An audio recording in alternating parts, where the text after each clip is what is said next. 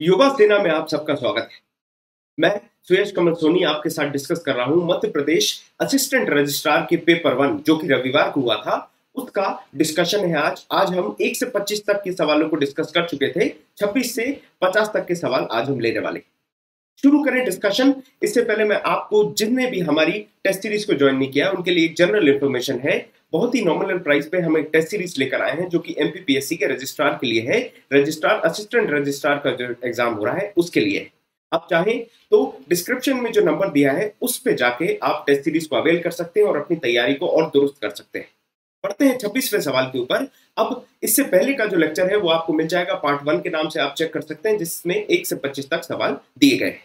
अब सवाल जो है 26वां, उसमें बात करी गई है all India council for technical education की। इसका रीजनल ऑफिस जो है वो कहां पर है? पुणे, चंडीगढ़, भोपाल या बड़ोदरा, ये आपसे पूछा गया है। तो कहां कहां पर इसके रीजनल ऑफिस हैं ये आपको बताना है और इसका सही जवाब जो है वो है सी।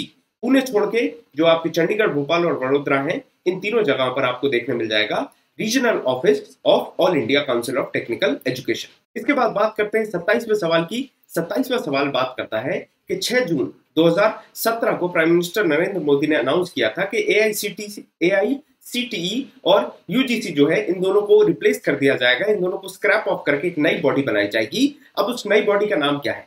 हीरा, हिमा, हीवा या फिर हीना?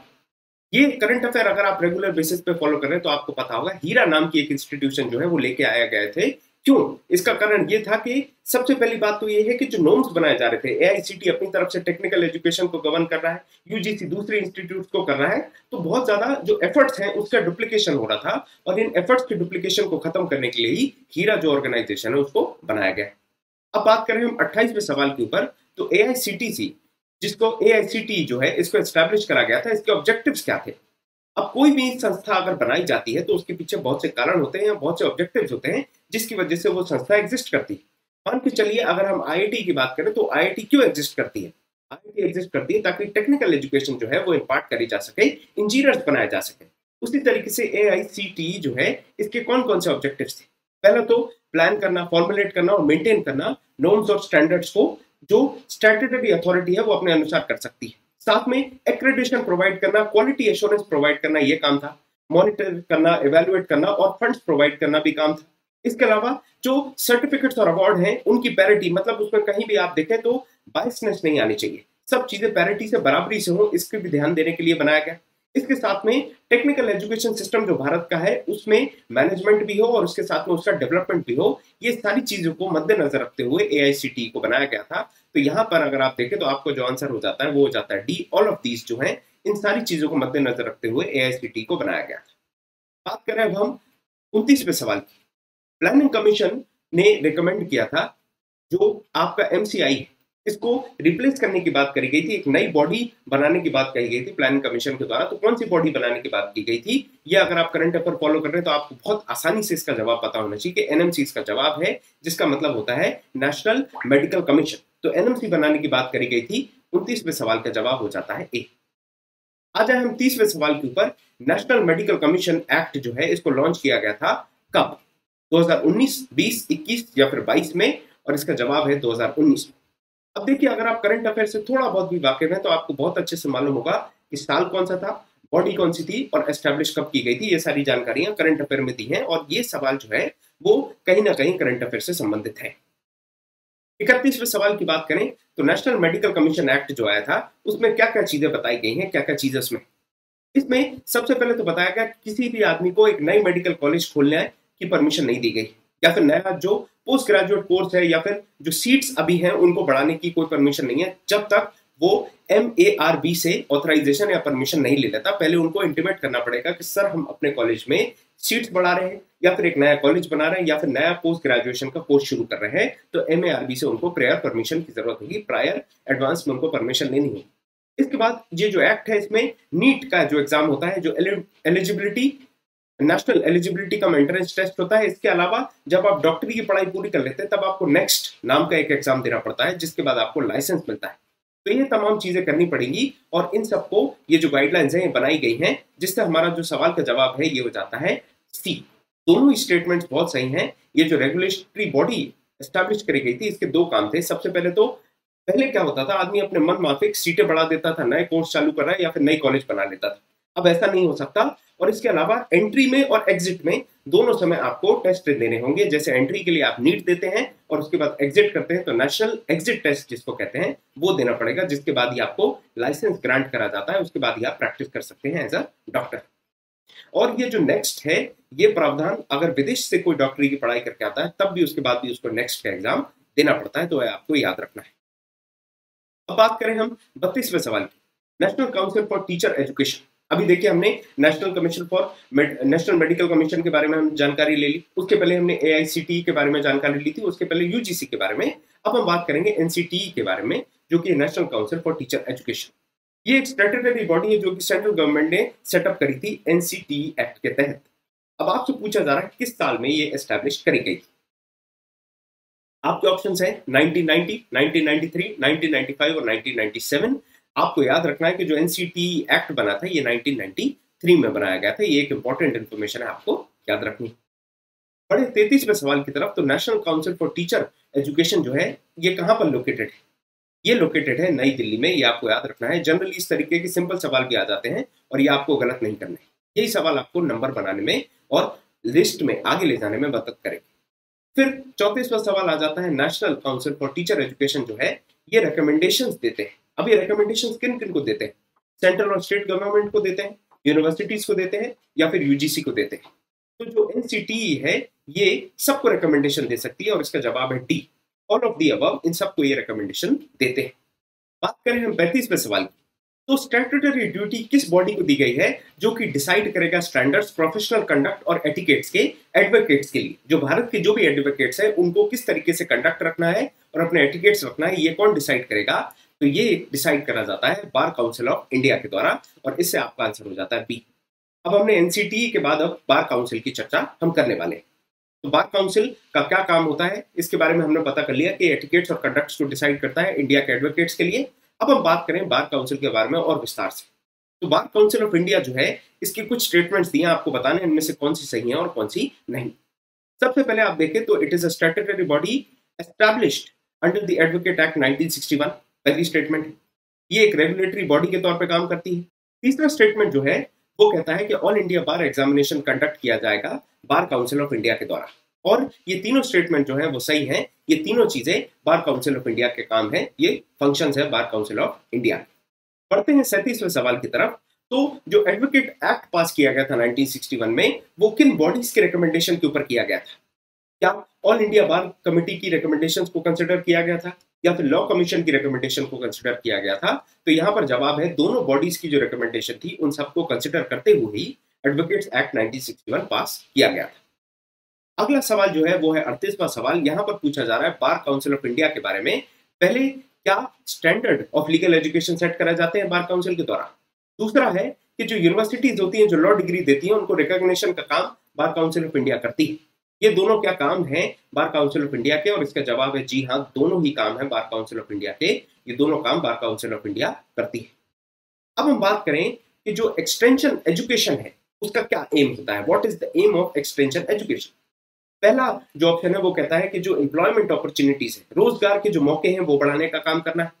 दूसरा है कि जो गांव के इलाके हैं वहां पर एजुकेशन जो है, जो ज्ञान है उसका प्रभाव बढ़ाना है, नॉलेज का जो विस्तार है वो करना है। और तीसरा जो है वो कहता है अर्बन एरिया में नॉलेज का विस्तार करना है।